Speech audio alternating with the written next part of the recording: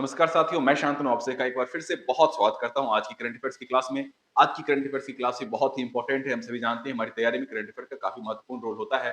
चाहे बीपीएससी की परीक्षा हो, बिहार टीचर की परीक्षा हो, एसएससी, रेलवे, बैंकिंग, कोई भी एग्जाम उठा के ले लीजिए, हर जगह करंट अफेयर का काफी महत्वपूर्ण रोल होता है। तो चलिए करंट अफेयर की क्लास को हम काफी इंटरेक्टिव बनाते हुए, साथ ही साथ सभी खबरों को, जितनी भी महत्वपूर्ण खबरें थी सबको कवर करते हुए आगे बढ़ते हैं। हम सभी पहले कल के करंट अफेयर्स को देखेंगे कि कल का क्या हम लोग देखे थे। एक जस्ट तेजी से एकदम फटाफट से रिवीजन करेंगे और आज के करंट अफेयर को फिर पढ़ेंगे। चलिए दोस्तों, कल हमने देखा था कि माइथोस से डेटा चोरी की आशंका के मद्देनजर हमारी वित्त मंत्री ने सभी बैंकों को आगाह किया है कि डेटा चोरी ताकि रोकी जा सके। तो क्या है कि माइथोस पूछ सकता है आपको किसका एआई है टूल्स, किसका है, तो यह है आपको एंथ्रोपिक का है। किसका है? एंथ्रोपिक। एंथ्रोपिक का यह एआई मॉडल है माइथोस, और इसी से बैंकिंग धोखाधड़ी की आशंका जताई गई है। चलिए आगे देखते हैं आगे क्या है। आगे हमने देखा था कि कौन से एआई का मॉडल है, किस कंपनी का। जेमिनाई किसका मॉडल है? तो गूगल का है। फिर हमने देखा चैट जीपीटी किसका है, तो ओपन एआई का। क्लाउडी किसका है? ये भी एंथ्रोपिक का है। लामा किसका है? तो यह मेटा का है। कोपायलट किसका है? माइक्रोसॉफ्ट का है। ग्रोक किसका है? तो यह एक्स एआई एलन मस्क का है। तो हमने देख लिया ये। चलिए नेक्स्ट क्या देखे थे हम लोग कल। नेक्स्ट हमने देखा था कल, चूंकि 24 अप्रैल था और कल पंचायती राज दिवस भी था, क्योंकि 24 अप्रैल को ही पंचायती राज अधिनियम लागू हुआ था। आगे क्या देखे हैं? सिंधु जल संधि के बारे में हमने देखा था कि सिंधु जल समझौते के स्थगन का 1 वर्ष पूरा हो गया। सिंधु जल समझौता कब हुआ था? 1960 में हुआ था, इंडस वाटर ट्रीटी, जिसके किसके बीच में? भारत और पाकिस्तान के बीच में। उत्तर और पूरब और पश्चिम नदियों की क्रम को डिवाइड करके, ये भी हम कल देख चुके हैं। आगे हम क्या देखे थे? आजादी के बाद से बंगाल और तमिलनाडु में सर्वाधिक मतदान देखने को मिला है। हमने देखा था कि आजादी के बाद से, क्योंकि बंगाल और तमिलनाडु अभी हाल ही में चुनाव हुए हैं, तो सर्वाधिक मतदान प्रतिशत देखा गया 92.54%, जहां आपको पश्चिम बंगाल में हुआ है, वहीं तमिलनाडु में आपको 84.69% देखा गया। अगर सीटों की संख्या की बात करें तो बंगाल में जहां 294 सीट्स हैं, कितने? 294 सीट्स हैं। और ये तमिलनाडु में कितने सीट्स हैं? तो 234। तमिलनाडु में 234 सीट है। की जानकारियां आप कल की वीडियो में देख सकते हैं। फिर हमने देखा था ट्रंप और प्रशासन और सेना में टकराव को हम जाने थे। इसके बाद हमने क्या देखा था कि बीकाजी के संस्थापक शिवरतन अग्रवाल जी का निधन हो गया। बीकाजी के संस्थापक थे कौन? शिवरतन अग्रवाल। क्या नाम है उनका? शिवरतन अग्रवाल। शिव रतन अग्रवाल जी, इनका निधन हो गया। ये बीकाजी के संस्थापक थे। ये पूछ सकता है, फैक्चुअल जानकारी है, आप कोई भी एग्जाम दे रहे हो एसएससी वगैरह, तो वहां ये पूछने की संभावना रहती है। नेक्स्ट हम लोग क्या देखे थे कि हाँ, किस देश ने 1 जनवरी 2009 की बाद से जन्मे लोगों के लिए तंबाकू की खरीद पर आजीवन प्रतिबंध लगाने की ऐतिहासिक कानून पारित किया था? तो यह आपको कौन सा देश था दोस्तों? तो यूनाइटेड किंगडम। यूनाइटेड किंगडम ने 1 जनवरी 2009 के बाद से वैसे लोग जिनका जन्म हुआ है उनके तंबाकू के सेवन पर प्रतिबंध लगा दिया कि वे आजीवन कभी तंबाकू का सेवन नहीं कर सकते। वह देश कौन सा था? United kingdom. दोस्तों आपके लिए एक टास्क है। टास्क क्या है कि आपको पता करना है यूके, इंग्लैंड, और ग्रेट ब्रिटेन में क्या डिफरेंस है। यूके, इंग्लैंड और ग्रेट ब्रिटेन में क्या डिफरेंस या क्या सिमिलैरिटीज है, यह आपके लिए प्रश्न है। चलिए आगे हम देखते हैं क्या गणित के क्षेत्र में दिया जाने वाला प्रतिष्ठित ब्रेक थ्रू प्राइज 2026 इसे प्रदान किया गया है। तो ब्रेक थ्रू प्राइज आपको जो दिया जाता है उसमें गणित का प्राइज किसे मिला है दोस्तों? ये फ्रैंक मार्ले को मिला है। फ्रैंक मार्ले को दिया गया। फ्रैंक मार्ले कहाँ के हैं? तो फ्रांस के हैं। इसी के साथ हमने क्या देखा था एबेल प्राइज के बारे में। एबेल, जिसे कि मैथमेटिक्स का नोबेल कहा जाता है, एबेल प्राइज। यह एबेल प्राइज किसे दिया गया है?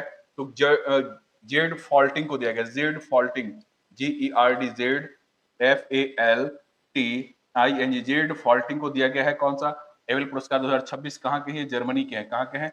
ये जर्मन मैथमेटिशियन है। ठीक है, इनको एबेल प्राइज दिया गया है जेड फॉल्टिंग को। आगे हमने क्या देखा था? आगे हमने देखा था कि सुप्रीम कोर्ट ने हाल ही में सड़क सुरक्षा, रोड सेफ्टी को संविधान की किस अनुच्छेद के तहत मौलिक अधिकार घोषित किया है?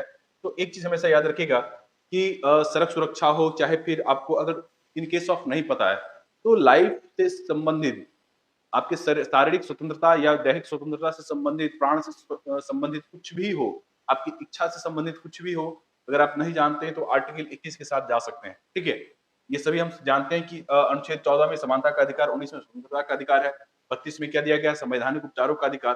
तो आर्टिकल 21 क्या है? प्राण एवं दैहिक स्वतंत्रता का अधिकार। चाहे आप निजता के अधिकार की बात करें, स्वास्थ्य सुविधा के अधिकार की बात करें, स्वच्छ हवा एवं पानी की बात करें, ये सभी किसमें है? आर्टिकल 21 में। आर्टिकल 21 में ही क्या है? और आपको जीवन साथी का अधिकार भी दिया गया। किसमें? आर्टिकल 2021 में। चलिए आगे हमने क्या देखा था कि एम्बर की रिपोर्ट के अनुसार वर्ष 2025 में दुनिया में दूसरी सबसे बड़ी सौर ऊर्जा स्थापित करने की क्षमता किस देश की हो गई है? एम्बर की रिपोर्ट के अनुसार वर्ष 2025 में दुनिया में दूसरी सबसे बड़ी सौर ऊर्जा स्थापित करने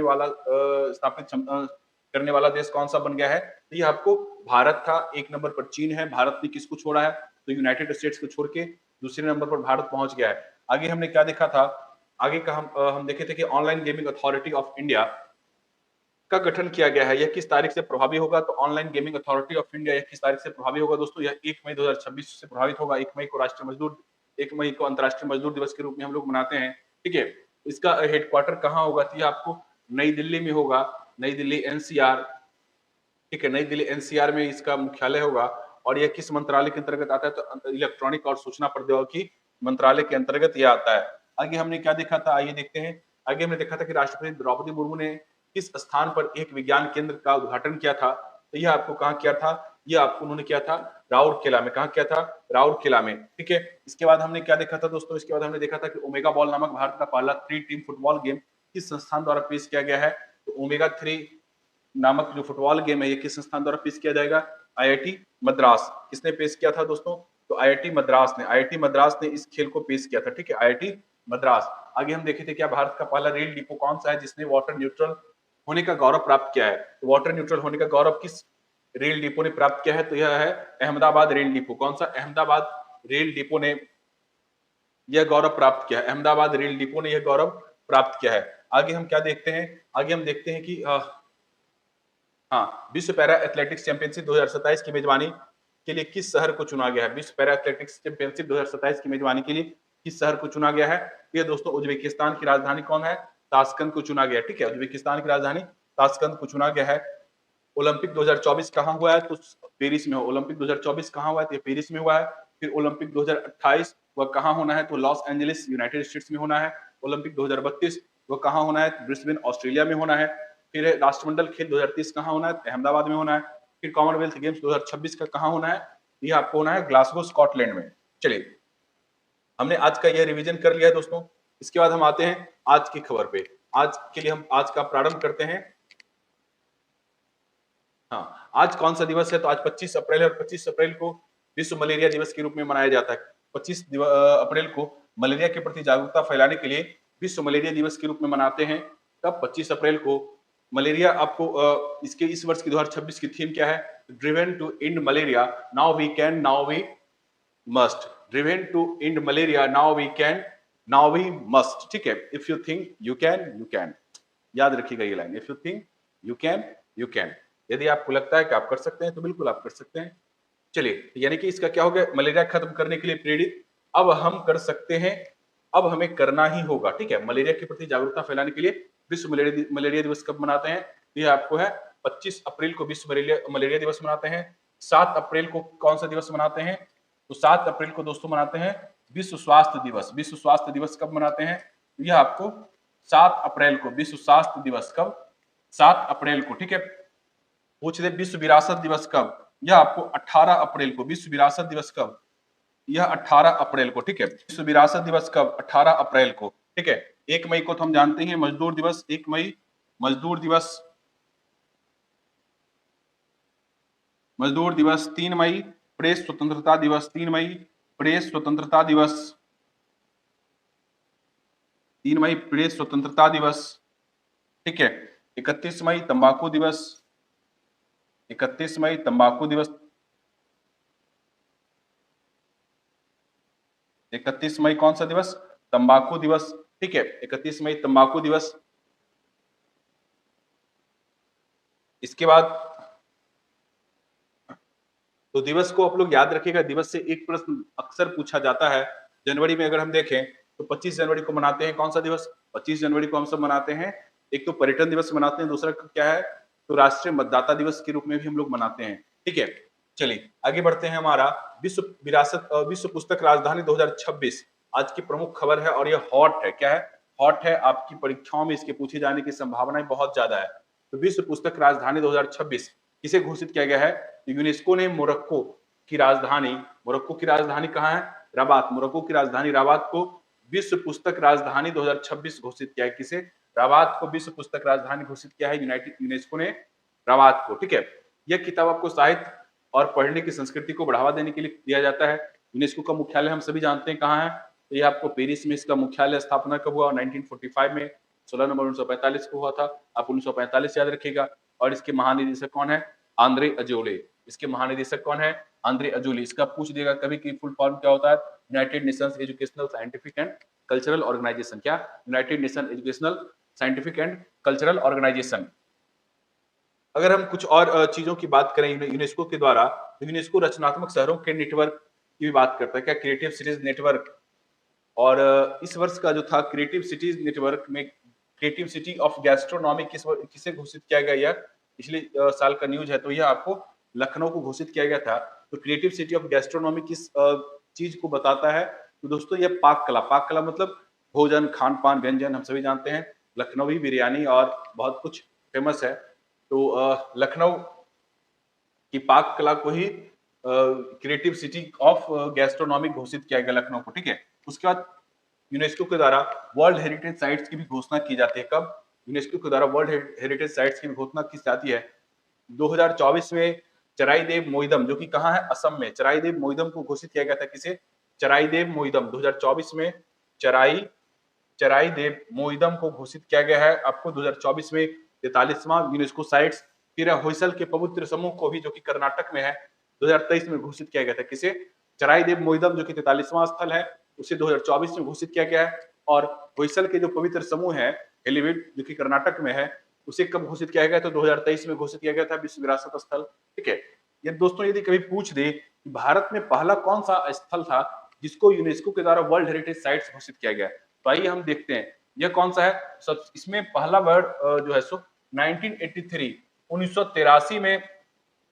1983 में पहली बार वर्ल्ड हेरिटेज साइट किसी स्थल को घोषित किया गया था यूनेस्को के द्वारा। और इस वर्ष 1983 में 4 ऐसे स्थल हैं जिनको वर्ल्ड हेरिटेज साइट का दर्जा दिया गया। कौन कौन सा, अजंता की गुफाएं महाराष्ट्र में है, फिर है एलोरा की गुफाएं, आगरा का किला और ताजमहल।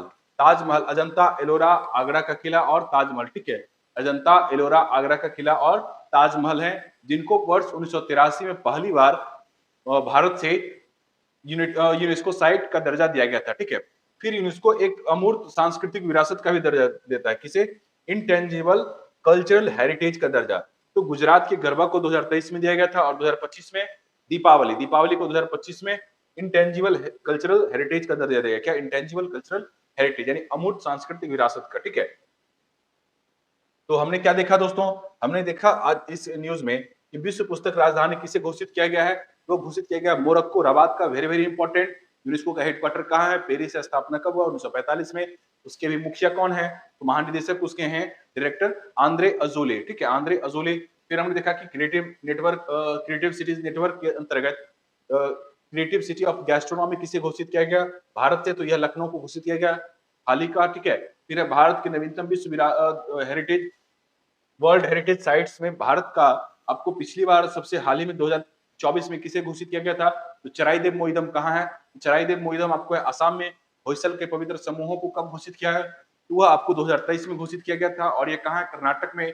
भारत में पहली बार कब किसी को वर्ल्ड हेरिटेज साइट का दर्जा दिया गया, यह आपको दिया गया था 1983 में। अजंता की गुफा, एलोरा की गुफा, ठीक है, आगरा का किला और ताजमहल। अब फिर है कि इंटेंजिबल कल्चरल हेरिटेज यानी अमूर्त सांस्कृतिक विरासत का दर्जा किसे दिया गया है, गुजरात के गरबा को कब दिया गया है, तो गरबा को दिया गया है आपको, गरबा को दिया गया है कब, गरबा को दिया गया है आपको 2023 में गुजरात के गरबा को। और फिर है आपको दीपावली को कब दिया गया है, दीपावली को कब दिया गया है, तो दीपावली को दिया गया है दोस्तों 2025 में। कब, 2025 में दिया गया है विश्व अमूर्त सांस्कृतिक विरासत का दर्जा। नेक्स्ट है आपका इंटरनेशनल हॉल ऑफ फेम। तो जनरल उपेंद्र द्विवेदी, जो कि अभी हमारे थल सेना अध्यक्ष हैं, उनको दिया गया है क्या, अमेरिका के यूएस आर्मी वॉर कॉलेज के द्वारा हॉल ऑफ फेम में इनको शामिल किया गया। क्या, हॉल ऑफ फेम में शामिल किया गया है। जो जनरल उपेंद्र द्विवेदी हैं वो इस United states army war college के छात्र रह चुके हैं और उनको क्या है कि हॉल ऑफ फेम में शामिल किया गया है। जनरल वीके सिंह, इनसे पहले जनरल वीके सिंह और विक्रम सिंह को भी यह सम्मान प्राप्त हो चुका है। किनको, जनरल वीके सिंह और विक्रम सिंह को भी यह सम्मान प्राप्त हो चुका है। ठीक है, याद रखिएगा दोस्तों। चलिए, हॉल ऑफ फेम का दर्जा दिया गया है। आगे क्या है? MSRTC brand ambassador, Maharashtra states road transport corporation. ठीक है, Maharashtra state road corporation transport corporation ने आपको ये रितेश देशमुख और जेनेलिया डिसूजा को क्या किया है? इन्होंने एम्बेसडर अपना नियुक्त किया। किसे? रितेश देशमुख और जेनेलिया डिसूजा को Maharashtra state road transport corporation ने। ठीक है, महाराष्ट्र के सीएम कौन है? हम सभी जानते हैं, देवेंद्र फडणवीस है। चलिए, बहुत महत्वपूर्ण है कि 24-25 अप्रैल 2026 से शुरू होने वाला थॉमस कप और उबेर कप का संबंध किससे है? ये किससे हो जाएगा? थॉमस कप और उबेर कप दोस्तों, यह हो जाएगा आपको बैडमिंटन से। अगर हम थॉमस कप की बात करें तो थॉमस कप का संबंध किससे है? थॉमस कप का संबंध है आपको पुरुष बैडमिंटन से। किससे? पुरुष बैडमिंटन से। और उबेर कप का संबंध किससे है? तो उबेर कप का संबंध दोस्तों किससे हो जाएगा?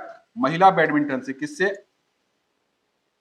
महिला बैडमिंटन से संबंध है आपको उबेर कप का। आगे की ओर बढ़ते हैं, आगे की ओर बढ़ते हैं। भारत श्रीलंका डाइविंग अभ्यास डाइवेक्स 2026 में भाग लेने वाला भारतीय नौसेना का जहाज INS निरीक्षक किस श्रेणी का है जहाज? ठीक है, भारतीय, हम सभी जानते हैं कि देशों के मध्य कहीं द्विपक्षीय अभ्यास होता है, कहीं त्रिपक्षीय, कहीं और भी ज्यादा पक्ष होते हैं, बहुपक्षीय युद्ध अभ्यास होता है। आर्मी का अलग होता है, नौसेना का अलग होता है, एयरफोर्स का अलग होता है। ठीक है, तो बात कर रहा किया जा रहा है डाइवेक्स 2026 की। डाइवेक्स 2026 में भारतीय नौसेना के किस जहाज ने भाग लिया था? ये लिया था आपको डाइविंग सपोर्ट वेसल ने। तो ये कह रहा है कि INS निरीक्षक किस तरह का जहाज है, यह कैसा है? तो नाम से ही स्पष्ट हो रहा है, डाइवेक्स। ठीक है, तो डाइविंग अभ्यास था, ये डाइविंग सपोर्ट वेसल है। बहुत आसान सा था। क्या नाम है उसका? INS निरीक्षक। किस तरह का, अगर घुमा के पूछेगा कि INS निरीक्षक किस तरह का जहाज है तो कैसा है? ये डाइविंग सपोर्ट वेसल है। ठीक है, चलिए आगे देखते हैं। हम जानते हैं कि अभ्यास से बहुत सारे प्रश्न आते हैं, तो देखते हैं एक एक करके। हैंड इन हैंड युद्ध अभ्यास किसके साथ होता है? हैंड इन हैंड अभ्यास हो जाएगा चीन के साथ। फिर आपको ऑस्ट्रा हिंद अभ्यास किसके साथ होगा? तो ये आपको हो जाएगा ऑस्ट्रेलिया और भारत के साथ। ऑस्ट्रा हिंद बैह किसके साथ होता है? तो ये आपको ऑस्ट्रेलिया और भारत के साथ होता है। ठीक है, मंगोलिया के साथ क्या होगा? तो नोमैडिक एलिफेंट किसके साथ होगा? भारत और मंगोलिया के साथ नोमैडिक एलिफेंट। ठीक है, भारत और मंगोलिया का कौन सा? Nomadic elephant. ब्रिटेन के साथ कौन सा हो जाएगा? अजय वॉरियर। अजय वॉरियर किसके साथ है? तो ब्रिटेन के साथ है। कजाकिस्तान के साथ क्या होगा? तो प्रबल दोस्तिक। प्रबल दोस्तक किसके साथ है? ये कजाकिस्तान के साथ है। समुद्र शक्ति किसके साथ? भारत और इंडोनेशिया। समुद्र शक्ति किसके साथ? भारत और इंडोनेशिया।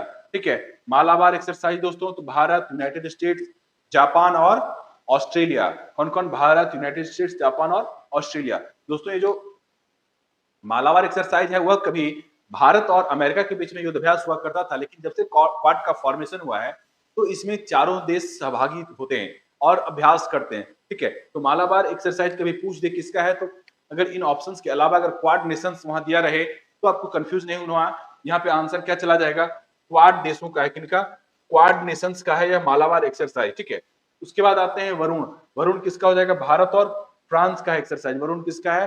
भारत और फ्रांस का। ठीक है, फिर अभ्यास वीर गार्जियन। वीर गार्जियन भारत और जापान के बीच में हाल ही में प्रारंभ हुआ युद्ध अभ्यास है वायुसेना का। ठीक है, फिर एक अल मोहम्मद अल हिंदी, यह भारत और सऊदी अरब। अल मोहम्मद अल हिंदी किसका है? भारत और सऊदी अरब का युद्ध अभ्यास है। युद्ध अभ्यास से अक्सर एक प्रश्न पूछे जाते हैं। सूर्य किरण किसके साथ है? तो नेपाल के साथ है। ठीक है, स्लिनेक्स किसके साथ है? भारत और श्रीलंका के साथ है।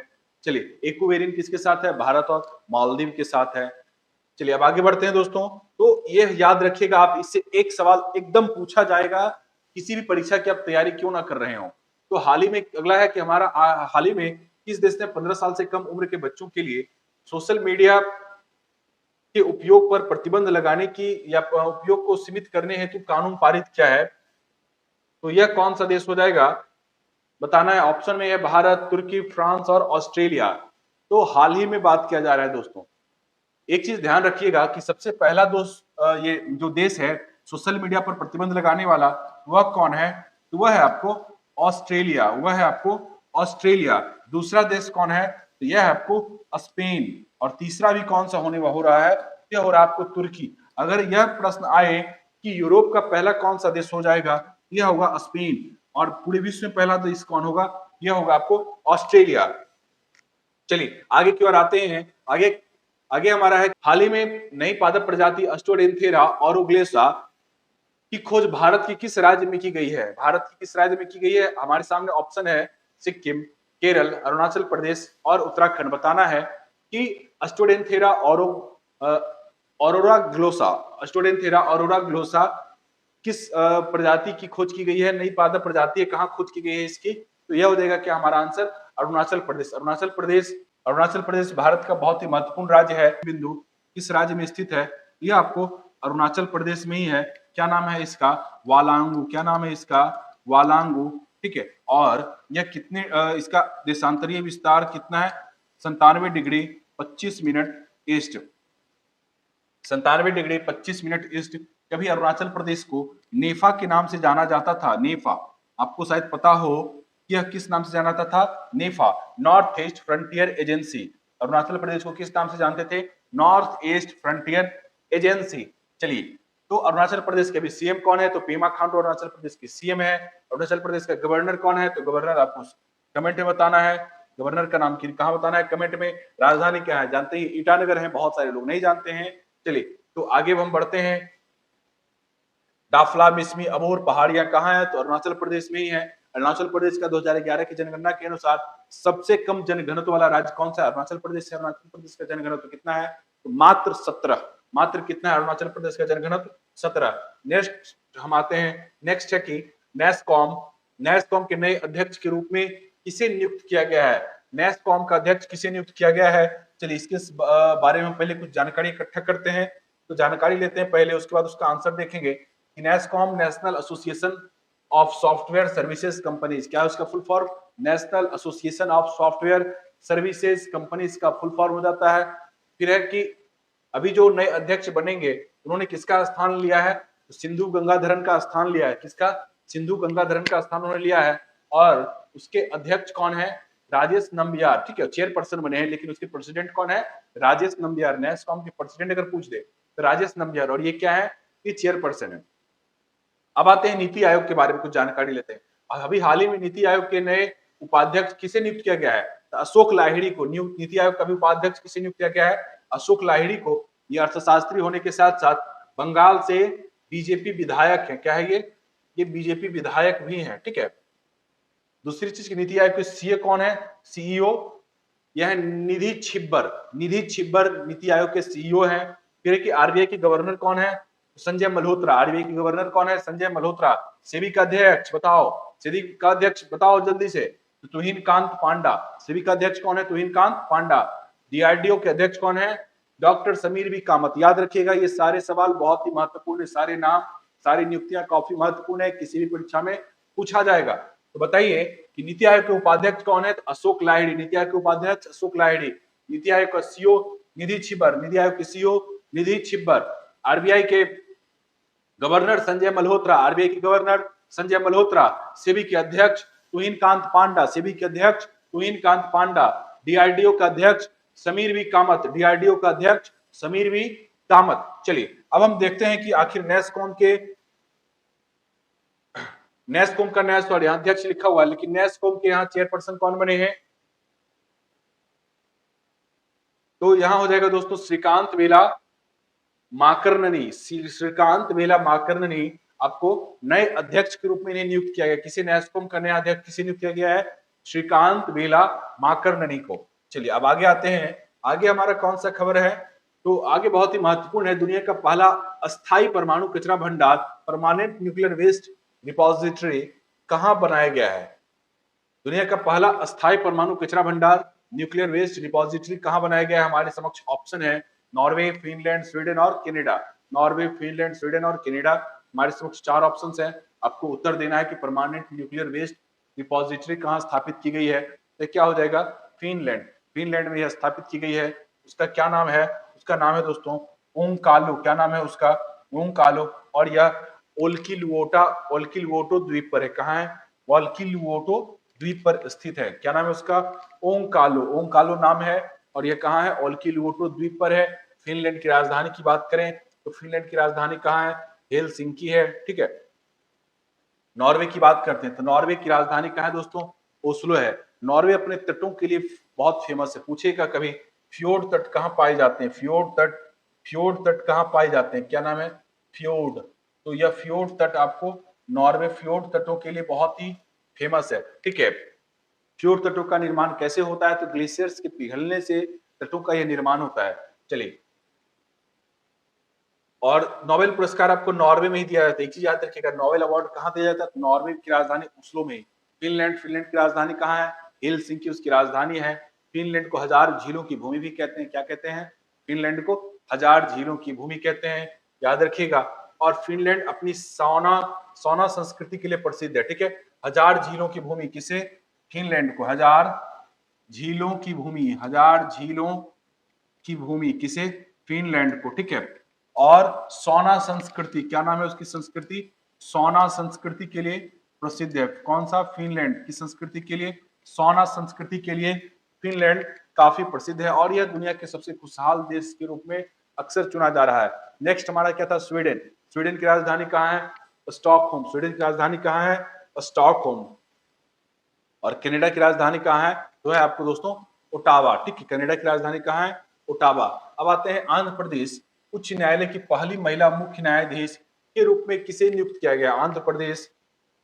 आंध्र प्रदेश की पहली महिला मुख्य न्यायाधीश के रूप में किसे नियुक्त किया गया है? हमारे समक्ष ऑप्शन है justice Sunita Agarwal, justice Lisa Gill, justice Hima Kohli और जस्टिस बीवी नागरत्ना। बताना है कि भारत की पहली महिला मुख्य न्यायाधीश कौन? सॉरी, किसी भी हाईकोर्ट की पहली महिला मुख्य न्यायाधीश, किसी भी हाईकोर्ट किसी भी हाई कोर्ट की पहली महिला मुख्य न्यायाधीश भारत में कौन थी? बताना है इसका, इनका नाम क्या है? फिर है कि सुप्रीम कोर्ट की पहली महिला न्यायाधीश, सुप्रीम कोर्ट की पहली महिला न्यायाधीश, चूंकि अभी सुप्रीम कोर्ट में आज तक भी कोई भी महिला मुख्य न्यायाधीश नहीं बनी है। सुप्रीम कोर्ट के इतने दिनों की इतिहास है कि कोई भी महिला अभी तक मुख्य न्यायाधीश के पद तक नहीं पहुंच पाई है। और पहली महिला न्यायाधीश की बात करें तो यह कौन हो जाएगा? सुश्री लीला सेठ। क्या नाम है इनका? सॉरी, ये हाई कोर्ट में हो जाएगा सुश्री लीला सेठ, सुश्री लीला सेठ। और सुप्रीम कोर्ट की महिला न्यायाधीश का क्या नाम हो जाएगा? एम फातिमा बीबी। क्या नाम है? एम फातिमा बीबी। एम फातिमा बीबी सुप्रीम कोर्ट की पहली महिला न्यायाधीश हैं। और किसी भी हाई कोर्ट की पहली महिला न्यायाधीश कौन है? तो वह है आपको लीला सेठ। क्या नाम है उनका? लीला सेठ, लीला सेठ नाम है, लीला सेठ। ठीक है, लीला सेठ। चलिए, तो आंध्र प्रदेश उच्च न्यायालय की पहली महिला मुख्य न्यायाधीश कौन हो जाएंगी? Justice Lisa Gill. क्या नाम है उनका? Justice Lisa Gill. चलिए आगे बढ़ते हैं हम। सैफ महिला चैंपियनशिप 2026 का आयोजन किस राज्य में किया जाएगा? सैफ महिला चैंपियनशिप 2026 का आयोजन किस राज्य में किया जाएगा? यह किया जाएगा आपको गोवा में। Saif stands for south Asian football federation. Saif का क्या अर्थ होता है?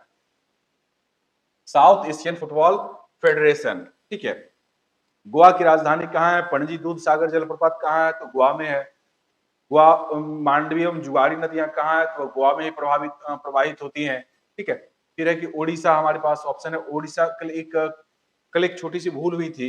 वह भूल हुई थी क्या? ओडिशा के सीएम को मैंने हरि मोहन मांझी कह दिया था। ठीक है, क्या नाम कह दिया था? हरि मोहन मांझी। जबकि ओडिशा के सीएम का क्या नाम है? मोहन चरण मांझी। क्या नाम है उनका? मोहन चरण मांझी। मोहन चरण मांझी नाम है उनका। मोहन चरण मांझी है, हरि मोहन मांझी नहीं है दोस्तों, याद रखिएगा। ठीक है, चलिए, ओडिशा सिमिलीपाल राष्ट्रीय उद्यान कहाँ है? ओडिशा में है सिमिलीपाल राष्ट्रीय उद्यान का। भगवान महावीर राष्ट्रीय उद्यान कहाँ है? यह आपको गोवा में है। ठीक है, केरल केरल अपने कयाल झीलों के लिए प्रसिद्ध है। क्या है? कयाल झीलों, जैसे अष्टमुडी हो गया, वेम्बनाड हुआ, ये सब कहाँ है? केरल की झीलें हैं। पश्चिम बंगाल सुंदरवन डेल्टा के लिए विश्व प्रसिद्ध है, रॉयल बंगाल टाइगर्स के लिए। चलिए, बुक्सा वन्य जीव अभ्यारण्य कहाँ है? नेशनल पार्क कहाँ है? यह भी आपको कहाँ है? पश्चिम बंगाल में है। आगे की ओर आते हैं। आगे क्या है हमारा कि चौथा भारत अफ्रीका फोरम शिखर सम्मेलन 31 मई 2026 को कहाँ आयोजित किया जाएगा? तो भारत अफ्रीका फोरम शिखर सम्मेलन यह कहाँ आयोजित किया जाएगा? तो नई दिल्ली में आयोजित किया जाएगा। भारत अफ्रीका फोरम शिखर सम्मेलन कब आयोजित किया जाएगा? तो 31 मई को। 31 मई को कौन सा दिवस मनाते हैं? तो तंबाकू निरोध दिवस मनाते हैं। क्या? तंबाकू दिवस मनाते हैं। बहुत ही अच्छा है कि किसी को तंबाकू नहीं खानी चाहिए, टोबैको कॉजेज कैंसर, ठीक है। तो बहुत अच्छी बात है कि तंबाकू कोई ना खाए। चलिए नेक्स्ट है हमारा कि हाल ही में एफएओ और डब्ल्यूएमओ द्वारा जारी की गई extreme hit and agriculture report के अनुसार बढ़ती गर्मी का सबसे बुरा प्रभाव किस पर पड़ेगा। बढ़ती गर्मी का एफएओ का अर्थ क्या हो गया? Food and agriculture organization. FAO का तात्पर्य क्या है? तो food food and agriculture organization. क्या है? Agriculture organization, FAO. एफएओ का हेडक्वार्टर कहाँ है? दिया है आपको रोम में। एफएओ का हेडक्वार्टर कहाँ है? तो रोम में है। डब्ल्यूएमओ, डब्ल्यूएमओ का तात्पर्य क्या हो जाता है? World meteorological organization. क्या है? वर्ल्ड वर्ल्ड मेटेरियोलॉजिकल ऑर्गेनाइजेशन, यानी विश्व मौसम विज्ञान संगठन। और इसका हेडक्वार्टर कहाँ हो जाएगा? डब्ल्यूएमओ का यह हो जाएगा आपको लंदन, लंदन में हो जाएगा। तो प्रश्न है यह कि हाल ही में एफएओ और डब्ल्यूएमओ द्वारा जारी की गई extreme heat and agriculture report के अनुसार बढ़ती गर्मी का सर्वाधिक बुरा प्रभाव किस पर पड़ेगा? तो खाद्य सुरक्षा और कृषि पैदावार पर सर्वाधिक रूप से पड़ेगा। एक्सट्रीम हीट के कारण दोस्तों क्या हो रहा है? ग्लोबल वार्मिंग हो रही है, और उस ग्लोबल वार्मिंग के कारण क्लाइमेट चेंज एक्सलरेट हो रहा है, ठीक है। क्लाइमेट चेंज नेचुरली भी हो सकता है, लेकिन ग्लोबल वार्मिंग ने उसको क्या किया? एक्सलरेट कर दिया, उस प्रक्रिया को बहुत तेज कर दिया। इससे धरती का तापमान और वायुमंडल का तापमान बढ़ रहा है, जिस वजह से ग्लेशियर्स पिघल रहे हैं। ग्लेशियर्स के पिघलने की वजह से सारे समुद्रों का जलस्तर बढ़ता जा रहा है, समुद्रों का भी टेम्परेचर अधिक हो रहा है। समुद्रों के टेम्परेचर अधिक होने से क्या हुआ है? तो पूरा का पूरा जो आपको मौसमी घटनाएं थी, पूरी तरह से अव्यवस्थित होती दिखती प्रतीत हो रही है, क्योंकि वर्षा अनियमित होता है। कभी वर्षा होने का नहीं होता, बारिश हो जाए, कभी बारिश जरूर हो, बारिश हो नहीं रही है। तो जितनी भी सारी वायुमंडलीय घटनाएं थी, जितनी भी सारी मौसमी घटनाएं थी, सब कहीं ना कहीं डिस्टर्ब है। तो उसी डिस्टर्बेंस और उस डिस्टर्बेंस का सर्वाधिक असर किस पर होना है? तो वह होना है आपको कृषि पर, क्योंकि कृषि पूरी तरह से जलवायु पर निर्भर करती है, और उसका नकारात्मक असर ही कृषि पर दिखता प्रतीत हो रहा है। भारत का पहला एकीकृत खुफिया भारत का पहला एकीकृत खुफिया पारिस्थितिकी तंत्र इंटीग्रेटेड एग्रीकल्चर इंटेलिजेंस इकोसिस्टम किस संस्थान द्वारा लॉन्च किया गया है?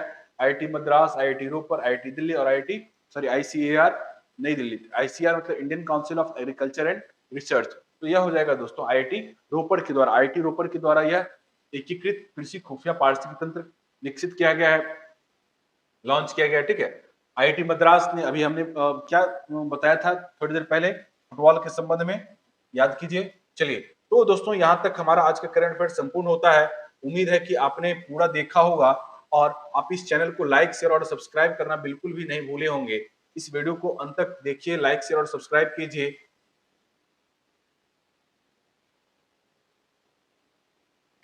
तो दोस्तों